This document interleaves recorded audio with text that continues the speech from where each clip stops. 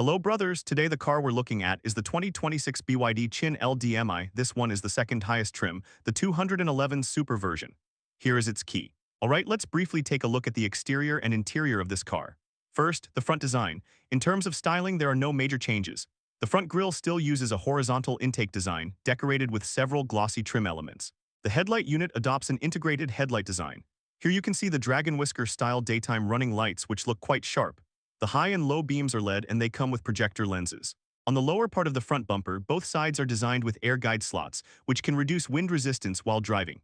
In addition, the front bumper has 6 radar sensors, and the car is equipped with front parking radar. The overall dimensions of the car are length 4830, width 19.0, height 1495, and a wheelbase of 2790. It is positioned as a mid-size sedan.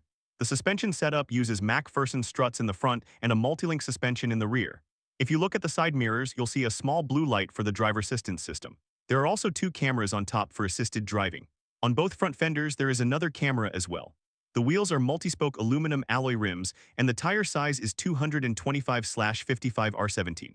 Now let's move to the rear of the car. On the roof, there is a shark fin antenna, and there is also a camera for assisted driving.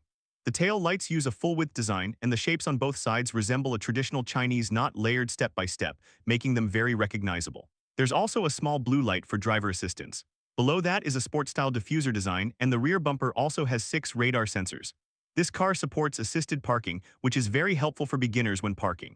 Now let's take a look at the trunk. The tailgate is manually opened. There's a button here, press it, or you can double-click the key to open it. However, the trunk won't fully pop open by itself, so you still need to lift it manually. This is the trunk space with the rear seats not folded down. You can see the overall storage capacity.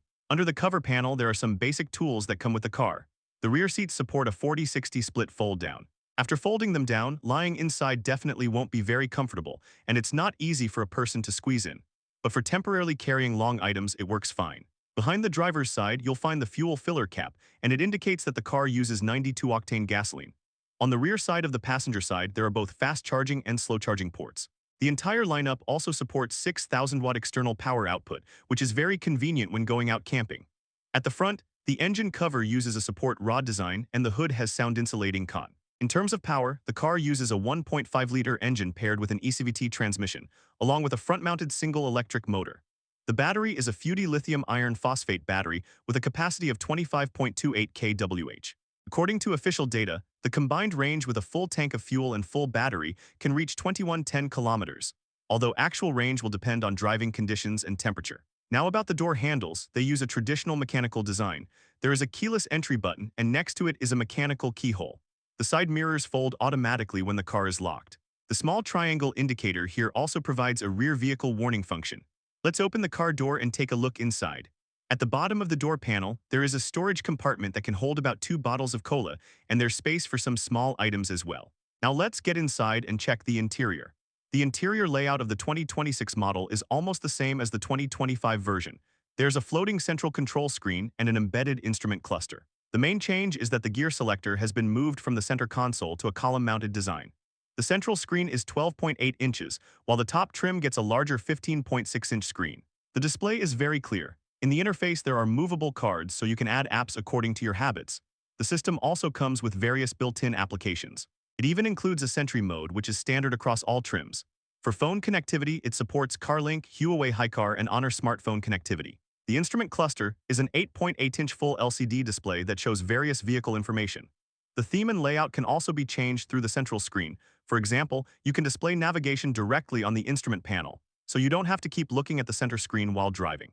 In terms of build quality, the steering wheel is wrapped in leather and has functional buttons on both sides with physical feedback. The steering wheel supports manual adjustment in 4 directions: up, down, forward, and backward. On the left side of the steering wheel, there is also a paddle to activate the driver assistance system. The upper part of the door panel uses soft materials, the middle section has a dark striped trim panel, and the lower section is wrapped in leather. The top of the dashboard is also made of soft materials, with a piano black trim panel in the middle and leather wrapping below. On the passenger side, there is a glove box for storing personal items. Below the center console, there are 2 spaces for phones. The top trim has wireless charging, but this version does not. There are also several function buttons, such as the engine start button and driving mode selector. In the middle, there are 2 cup holders. The central armrest storage box is quite large and can hold about 6 to 8 cans of cola. Under the center console, there is a hollow storage space where you can place personal items. Inside there are two charging ports, one Type-C and one USB, along with a memory card slot and a 12-volt power outlet. The seats are wrapped in leather and feel quite solid. The surface also has perforation treatment, making them comfortable, not too soft and not too hard, but with good support and wrapping. Both the top trim and second top trim have seat heating and ventilation for the front seats. The front seat cushion length is about 52 cm. On the roof in the middle there is a glasses holder. Both sun visors have vanity mirrors, but they don't have lighting.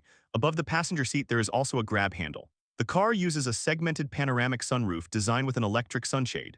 The sunroof can be opened, providing ventilation in summer and natural light in winter. In terms of safety, the car comes with 6 airbags as standard, while the top 2 trims add an extra central airbag, which helps prevent the front passengers' heads from colliding during an accident. Except for the base version, all other trims come with automatic emergency braking, lane departure warning, lane keeping assist, front and rear parking radar, and level -2 driver assistance features.